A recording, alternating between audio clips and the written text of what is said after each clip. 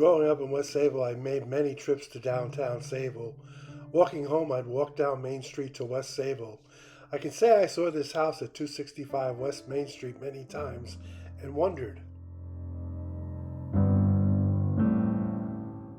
It was so well kept, it looked as if no one lived there. The lace curtains were always drawn. I never remember even seeing the lights on. But I guess there were lights, and someone must have lived there. It was such a nice house, I always wondered who lived there. Turns out 259 West Main Street has a very historic past. A house with, it seems, many stories. According to Redfin, the house was built in 1790. The Town of Islip Historic Structure Inventory gives the date around 1880. Either way, that's a pretty historic house.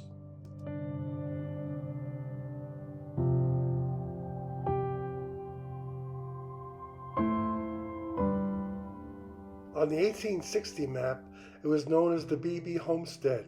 Ira Beebe Sr. had purchased the house by 1860 and lived there for the rest of his life.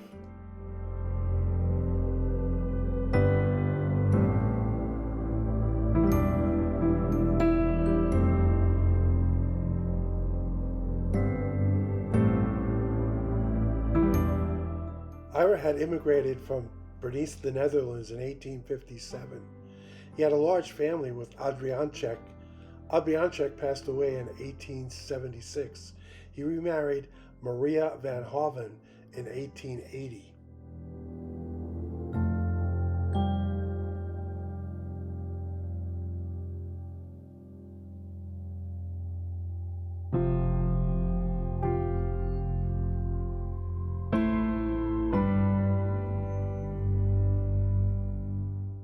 Ira was certainly a mover and shaker in the early growth of the oyster business in the Sayville area. It turns out he was a pretty popular local guy. He did well and made his fortune in the oyster business.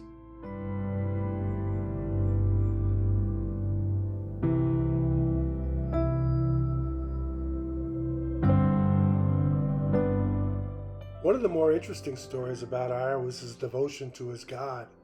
He was a member of both Dutch churches in West Sable. He attended each church every Sunday for services. Even more amazing, his deceased wife and one of his sons was a Methodist, so every Sunday night he'd attend the M&E church with his son.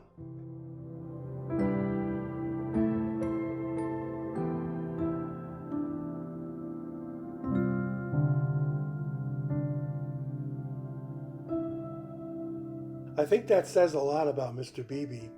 As a writer in the Suffolk County News shared of Ira, quote, "This pen may seem to run largely to eulogy this week. Not often does it have a worthy subject, for not soon will we see his like again."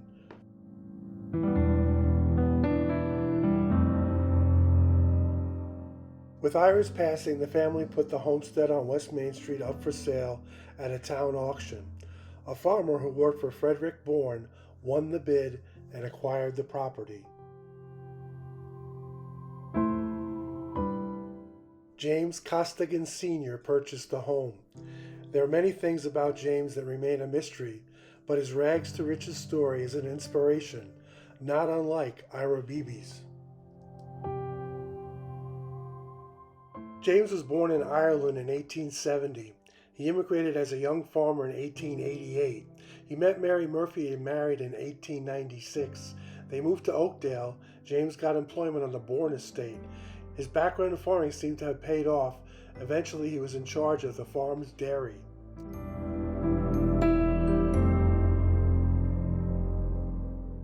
The family first lived in the old Alfred Fraser farm. It burnt down in 1904.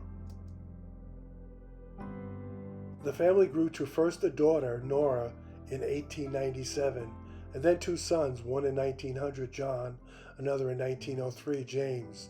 By 1908, the two sons, John and James Jr., were back in Ireland living with their grandparents.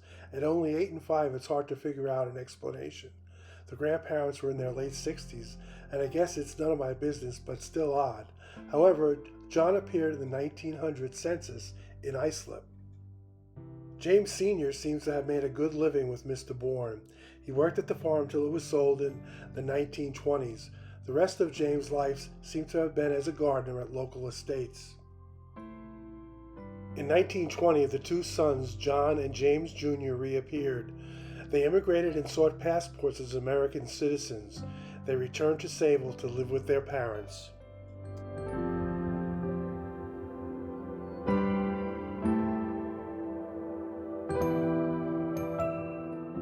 Mary died in 1934 while having an appendicitis operation.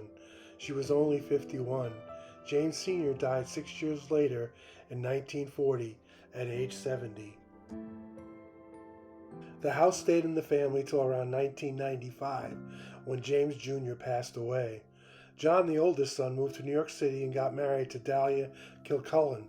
He was an electrician for the railroad. John had 2 children. He and his wife lived to the ages of 92 and 93.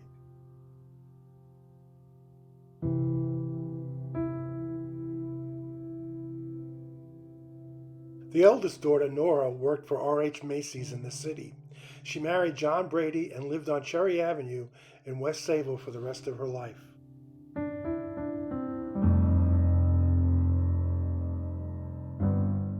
The other 2 daughters, Anna and Mary, stayed in Sayville living with their brother on West Main Street. Anna left school in 1925 and worked as a switchboard operator for the Sayville Telephone Company until 1940. Mary graduated from Sayville High and worked for a time at the post office. Mary died in 1964 and Anna passed away in 1991. James Jr. was a local carpenter and had his own business. In 1932, the town of Islip appointed him the Sayville Town Police Officer. For many years, the pages of the Suffolk County News were filled with stories of James' crime fighting and arrests. I think it would amaze the present Sayville inhabitants the amount of crime in the area at the time.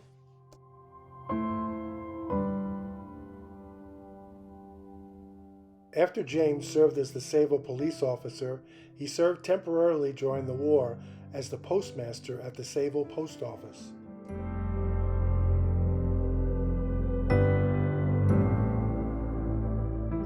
As the postmaster during the war, he led the war bond drives, the delivery of wartime mail to soldiers, and the effort to locate alien residents in the area. The Costigan family were devoted to the church, St. Lawrence's.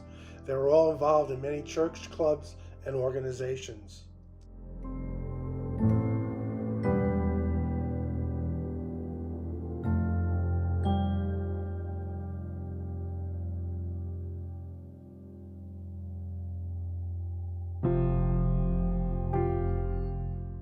James lived in the West Main Street house till 1995, when he passed away at age 92.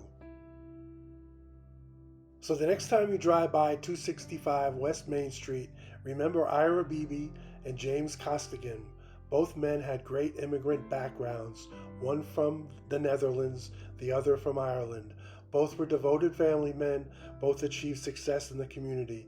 They were devoted to their God. They both had children who lived, worked, and served the Sayville community.